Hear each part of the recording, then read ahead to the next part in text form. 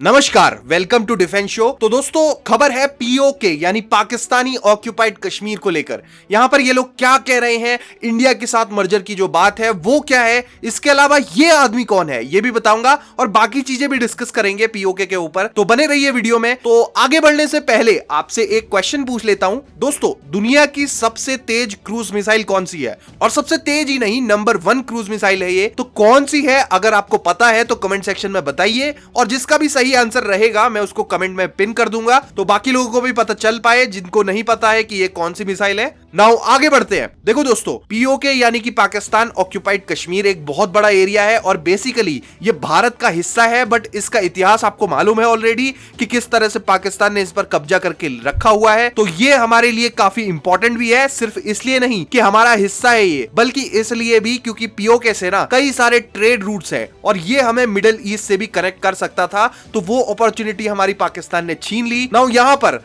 बहुत सारे प्रोटेस्ट चल रहे हैं गिलगिट बाल्टिस्तान में, बल्कि यहीं पर नहीं पूरे पाकिस्तान में ही अनरेस्ट है। पब्लिक इनकी खुश नहीं है। बलोचिस्तान में भी सेपरेटिस्ट मूवमेंट चल रहे हैं और काफी स्ट्रांग हो चुके हैं यहाँ पर। तो पाकिस्तान की इकोनॉमी का आपको पता ही है कि किस तरह से ये गर्त में चली गई है, और ये इलेक्ट्रिसिटी हो, बेसिक वाटर सप्लाई हो या फूड या जो बेसिक सर्विसेज होती हैं, उनमें बहुत ज्यादा इन्फ्लेशन यहाँ पर है। और दूसरा, कोई प्रोग्रेस होती हुई नहीं दिख रही, कोई फ्यूचर भी नहीं है पाकिस्तान का। ऑल टुगेदर आईएमएफ की बेल आउट पर चल रहे हैं, लोन पर चल रहा है ये देश, और कहना गलत नहीं होगा कि एक फेल्ड एक्सपेरिमेंट रहा है। और दूसरा, जो एडमिनिस्ट्रेशन है इनका, कम से कम वही ठीक हो जाता, लेकिन वो भी आपको पता है सारा का सारा आर्मी के भरोसे है। और किस तरह से इलेक्शन हुआ वो भी आपने देखा। एक पूर्व प्रधानमंत्री इनका जेल में बंद है और उसकी पार्टी को इलेक्शन लड़ने से ही बैन कर दिया। तो इस तरह की सिचुएशन पाकिस्तान में है। कहने को तो ये डेमोक्रेसी है, लेकिन आपको पता है कि ये डेमोक्रेसी कैसी है। अब बात करते हैं पीओके की। तो दोस्तों, पीओके में क्या हुआ है, यहाँ पर पिछले कुछ समय से लगातार प्रोटेस्ट हो रहे हैं। नाउ पीओके के लोग ना पहले इस तरह से कहते थे, इंडिया के साथ जाना है ना पाकिस्तान के साथ रहना है, ऑल टुगेदर हमें आजाद कश्मीर चाहिए। लेकिन अब ये विचारधारा जो है ये बदलती हुई दिख रही है।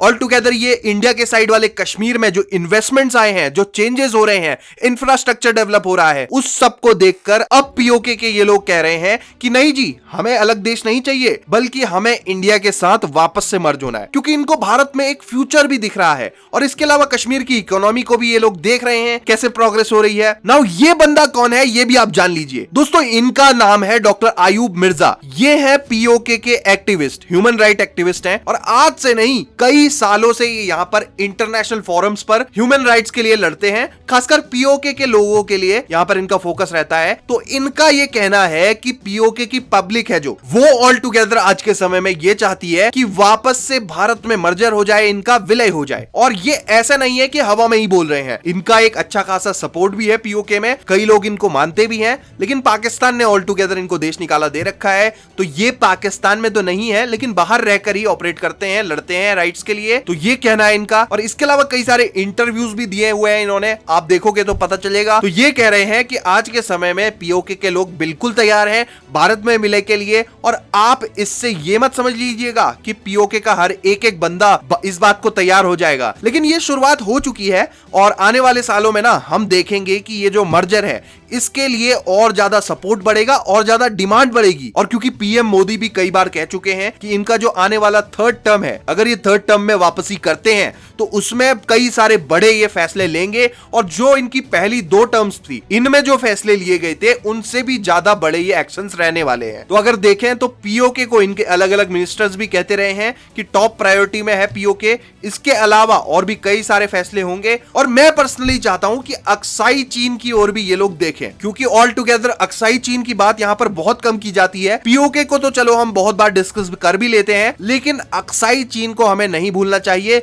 ये भी हमारा एक हिस्सा था और इसकी ओर भी हमें काम करना है। और मैं उम्मीद करता हूं कि ये जो रूलिंग पार्टी है हमारी, जो गवर्नमेंट है, वो अक्साई चीन पर भी उतना ही जोर देगी। और हमारी जो टॉप लीडरशिप है ना, वो भी इस ओर ध्यान दे। तो सिर्फ पीओके ही नहीं, अक्साई चीन भी हमसे छिन गया था, तो वो भी हमें वापस लेना है। तो सिर्फ पीओके ही नहीं, अक्साई चीन भी हमें वापस लेना है। आप क्या सोचते हैं, क्या पीओके का मर्जर भारत में करवा दिया जाना चाहिए, या फिर एक रेफरेंडम करके वोटिंग करवानी चाहिए यहाँ पर, या फिर भारत को मिलिट्री एक्शन लेना चाहिए, या फिर आप कहते हैं कि जी कुछ नहीं करना चाहिए, समय के साथ ये खुद ही भारत में विलय हो जाएगा बड़े आराम से? तो बताइए कमेंट सेक्शन में आप क्या कहते हैं। ऐसी ही खबरों के लिए चैनल को सब्सक्राइब जरूर कर लीजिए। जय हिंद, वंदे मातरम।